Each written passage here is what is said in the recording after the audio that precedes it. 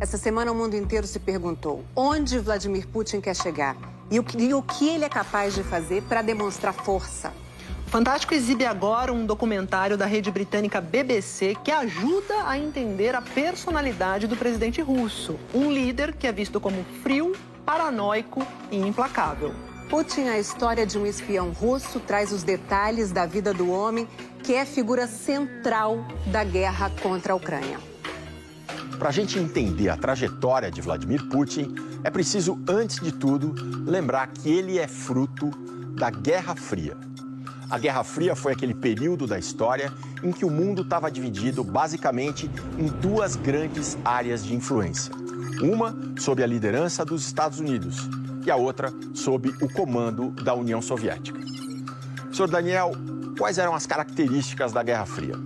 A partir de 1947, é um ano que os historiadores fixam como de início da Guerra Fria. E chama-se de Guerra Fria porque ela não se concretizou num enfrentamento violento, quente, de guerra, sangrento, catastrófico. Os Estados Unidos e a União Soviética sempre entravam tentando estimular um lado contra o outro, e fazer com que um e o outro lado fossem seus clientes, seus aliados, seus vassalos em determinado momento. Essa Guerra Fria se prolongou até 1991 com a desagregação da União Soviética. Putin nasceu em 1952, numa cidade que já tinha se chamado São Petersburgo, na época era Leningrado e agora se chama São Petersburgo de novo. Fica perto da fronteira com a Finlândia. Ele teve uma infância muito pobre, mas foi subindo na vida porque fez carreira no serviço secreto soviético, na misteriosa e sinistra KGB. Desempenhava essas tarefas múltiplas, de informação, de análise de informação, de espionagem e contra-espionagem e também envolvidas em ações à la James Bond, ações especiais que interessassem ao Estado soviético. O Putin, a sua especialidade era a informação e a contra-informação, era a análise das informações. Hoje, quando nós estamos aí estudando e refletindo sobre a guerra da Ucrânia, ele não está pensando na União Soviética e no socialismo. O Putin está pensando em reconstituir as fronteiras do Império Russo. Ele é um homem extremamente nacionalista. Ele não está pensando no socialismo. A Rússia é uma potência capitalista, onde o capitalismo do Estado é muito forte e que tem uma política de potência. Não tem mais nada a ver com o comunismo. Vamos ver agora a primeira parte do documentário.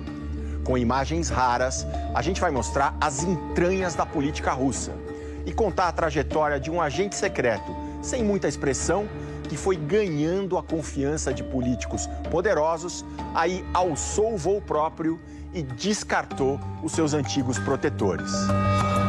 Acompanhe Putin, a história de um espião russo.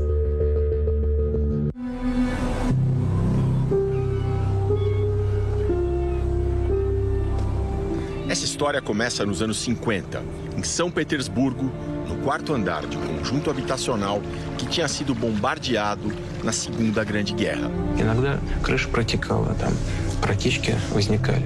Eu lembro que tinha um vazamento no teto, a água escorria pelas paredes, não tinha chuveiro em casa, mas muita gente vivia assim. Nem por isso as dificuldades tornaram a nossa vida sombria.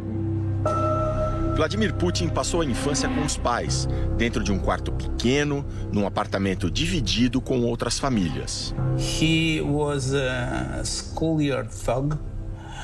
Baixinho, briguento, ele fazia parte de uma gangue e só não entrou para o crime porque foi salvo pelo esporte. His coach of judo. Com a ajuda de um treinador, mostrou que tinha jeito para a luta e chamou a atenção do então Serviço Secreto Soviético, a extinta KGB. O jovem Vladimir sonhava em ser como o implacável agente Max Stirlitz, um espião que fez sucesso num seriado soviético de 1973. 2 anos depois, Putin ingressou na KGB. Todo bom agente precisava ser casado, e bem casado, para não arrumar problemas com mulheres durante as missões. Quando começou a namorar sua futura mulher, Ludmila, Putin escondeu que era da KGB e pediu aos amigos que a chamassem para sair. Era para ele um teste de caráter. Ludmila disse a todos que já tinham namorado, e foi depois disso que os dois se casaram. O início da carreira como espião não foi bem como ele imaginava. Na época, Bridget Kendall era correspondente em Moscou da rede britânica BBC. Ela conta que ao ser enviado para Dresden, na então Alemanha Oriental, Putin não recebeu grandes missões. Passava boa parte bebendo, comendo e não era um agente nada secreto. Sempre aparecia em fotos.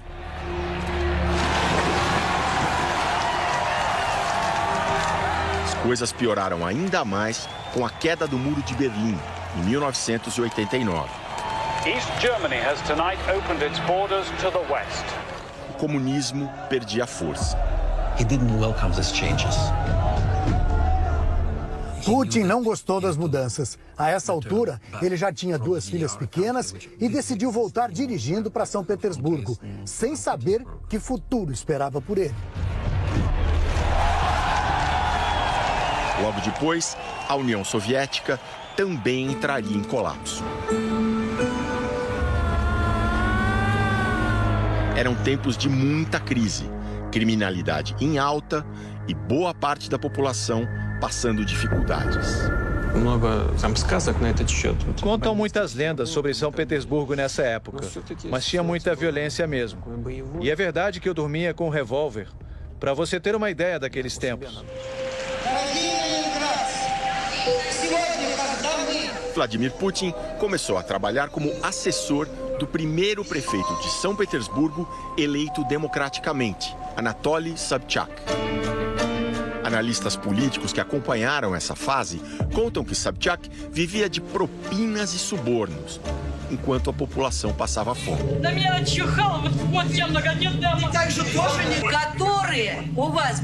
A missão de Putin era garantir que o prefeito tivesse terreno livre para fazer o que bem entendesse. Putin se mostrou fiel como um cão de guarda, mas também ambicioso. Num documentário institucional feito em 1992, ele fez questão de dirigir as suas próprias cenas. Apareceu guiando o carro com a trilha sonora do seu grande ídolo, o espião Stieglitz. Entrevistado para o filme, Putin não se incomodou de admitir que tinha recebido propostas de suborno. Honestamente, eu preciso dizer que recebo ofertas de suborno. Acontece sim.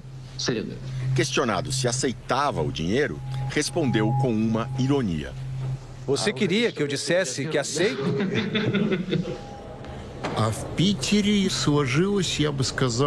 Este homem, um ex-assessor de Putin, conta que era normal que as autoridades ganhassem comissões a cada contrato assinado. E foi assim até 1996, quando Anatoly Sobchak perdeu a reeleição. Eu nunca quis deixar São Petersburgo, mas não tive muita escolha. O que eu podia fazer? Não ia mais achar emprego por lá. Tinha 2 filhas para criar. Então, quando me ofereceram um emprego em Moscou, no departamento legal administrativo do presidente, aceitei e fiz as malas.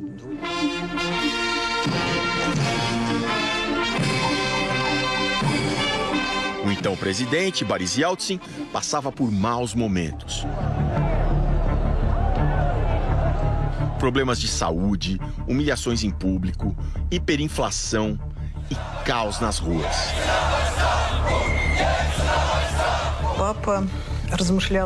Meu pai começou a procurar um candidato para indicar como seu sucessor. Vladimir Putin, recém-chegado ao Kremlin numa função burocrática, surpreende com uma ascensão meteórica. A tal ponto que, em pouco mais de um ano, é nomeado diretor do Serviço de Segurança Federal Russo, o FSB. Александр Александрович, вновь назначенного директора Федеральной службы безопасности Владимира Владимировича Путина. Todos esperavam que o novo líder desse um jeito no crime organizado, na corrupção e no contrabando. Mas ele tinha outras prioridades. 400 голосов в Думе и 150 в понедельник с одной просьбой к Ельцину в Совете Федерации. A grande ameaça de Boris Yeltsin era o então procurador-geral Yuri Skuratov, que já tinha começado a investigar as movimentações financeiras do presidente com um apoio considerável do parlamento. Meses depois, num programa russo de TV, transmitido em rede nacional, Skuratov é acusado de ser o homem que aparece neste vídeo, na cama com duas mulheres. Logo depois, ele pede demissão. Foi a primeira vez que pudemos acompanhar publicamente o sucesso de uma tática soviética conhecida como kompromat, a chantagem com dados comprometedores, que podem ser reais ou fabricados. Yeltsin venceu a batalha e Vladimir Putin foi determinante para isso. A gratidão vem com um novo cargo. Em março de 1999, Putin é promovido a primeiro-ministro. Meu pai quis que ele tivesse a chance de mostrar o seu melhor. Boris Yeltsin começa então uma campanha para fazer de Putin o próximo presidente da Rússia. O problema é que, para a opinião pública, Putin era um desconhecido e faltava apenas um ano para as eleições. Na época, foi feita uma pesquisa nas ruas para entender qual o tipo do novo líder que a população esperava. Em primeiro lugar apareceu Stiglitz, o James Bond russo. O escritório é seu agora, Vladimir. Um ótimo sinal para o ex-agente da KGB. Сейчас закройте глаза буквально секунду, расслабьтесь и очень по-доброму вот на меня посмотрите. Насколько это возможно? A verdade é que ninguém conhecia Putin direito, até que veio a guerra.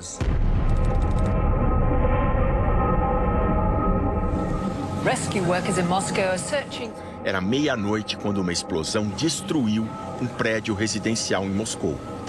94 pessoas morreram e centenas ficaram feridas. This is number 6 Kashirskaya Avenue. Apenas 4 dias depois, outra explosão e mais um prédio vem abaixo. Agora, quase 200 mortos. O medo tomou conta de Moscou e essa sensação invadiu o ar em toda a capital. O primeiro-ministro, em franca campanha presidencial, vai à TV e dá uma declaração enérgica. Se este for um ataque terrorista, então estamos diante de um inimigo esperto, traiçoeiro e sedento de sangue. Muitos já tentaram intimidar a Rússia e até hoje ninguém conseguiu. As autoridades atribuíram os atentados a terroristas chechenos.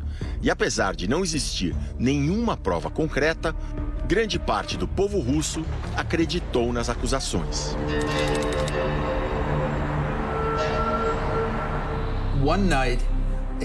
9 dias depois, em Ryazan, a 200 quilômetros de Moscou, um morador chama a polícia ao ver estranhos levando sacos de uma substância misteriosa para o porão do seu prédio. A polícia confirma que existia uma bomba no edifício. Dias depois, 3 suspeitos são presos e revelam que faziam parte do Serviço de Segurança Russo, o FSB, sucessor da KGB. Eles foram soltos e o incidente classificado pelo governo como um treinamento para avaliar a vigilância do local. 2 semanas depois das explosões, a Rússia invade a Chechênia e começa uma guerra de verdade. Os russos querem recuperar o orgulho, a autoestima, e nesse momento as vidas vão ficando em segundo lugar.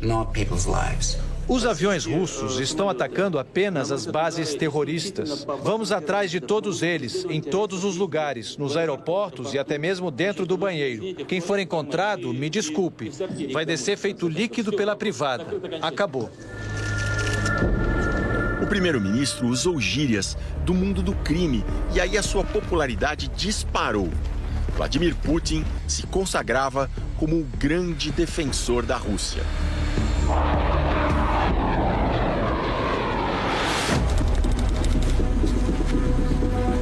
No dia das eleições, Boris Yeltsin acompanhava em casa a contagem dos votos. Ну скажи, дедушка, за кого голосовал-то? Я Путина! Yeltsin queria que Putin ganhasse já no primeiro turno. Vladimir Putin, 51,2%. A vitória é anunciada. As pessoas em volta então sugerem que o ainda presidente ligue para dar parabéns a Putin, o homem que, pelas mãos dele, tinha chegado ao poder. O que aconteceu em seguida surpreendeu a todos que estavam na sala. A gente vai ver na segunda parte do documentário, que também vai mostrar a ascensão de Putin, a mudança de imagem, as mortes misteriosas dos opositores. Já já, aqui no Fantástico, a parte 2 de Putin, a história de um espião russo.